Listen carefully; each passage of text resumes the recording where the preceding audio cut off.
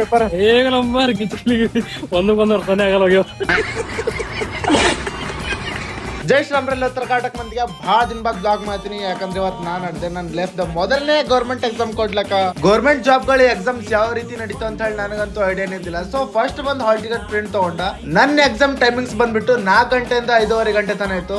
Government exam ಕೊಡ್ಲಕ್ಕ government ಬಸ್ಸಿಗೆ ಬೀದರ್ಕ್ ಬಂದ. Hall ticket ಪ್ರಕಾರ ನನಗಿನ ಟೈಮ್ ಬಹಳ ಇತ್ತು. ಅದ್ರ ಸಲಕ್ಕೆ ಬೀದರ್ದಾಗಿದ್ದಂತ ಲೋಕಲ್ ಮಾರ್ಕೆಟ್ ಹೋಗಿ ಮಾರ್ಕೆಟ್ ಎಲ್ಲ ಬಾಳ ಆಗ್ದ. ಇದು ಯಾವ ಮಾರ್ಕೆಟ್ ಅಂತ ನಿಮ್ಗೆ ಗೊತ್ತಾದ್ರೆ ಕಮೆಂಟ್ ಮಾಡ್ರಿ. ಹೊರಗ್ ಬರ್ತಿಕ ತಡನೆ ಆಟೋದವನಿಗೆ ಕೈ ಮಾಡಿ ಸ್ಟೇಡಿಯಂ ಕಡೆ ಹೊಂಟಿದೆ. ಅಷ್ಟಾಗೆ ನನ್ನ ದೋಸ್ತ್ ಫೋನ್ ಮಾಡಿ ನಾ ಬಿಡ್ತಾ ಬನ್ನಿ ಸ್ಟೇಡಿಯಂ ಕಡೆ ಅಂದನು. ಸೊ ಮತ್ತೆ ದೋಸ್ತು ನಿಂಜೆ ಮೇಲೆ ಕುಂತ ಬಂದೆ ಗುರು ನಾನಕ್ ದೇವ್ PU ಕಾಲೇಜ್ ಯಾಕಂದ್ರೆ ಇದೇ ನಮ್ ಸೆಂಟರ್.